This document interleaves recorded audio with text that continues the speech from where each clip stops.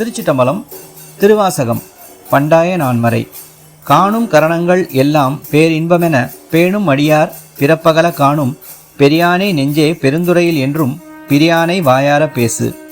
இதன் பொருள், என் நெஞ்சமே, காணும் கருவிகள் அனைத்தும் பேரின்பம் தருவனவே என்று கருதும் அடியார்களின் பிறப்பு நீங்க அருள்நோக்கம் புரியும் பெரியானை பெருந்துறையில் என்றும் பிரியாது நிலை பெற்று இருப்பவனை வாயார புகழ்வாயாக. திருச்சிட்டம்பலம்.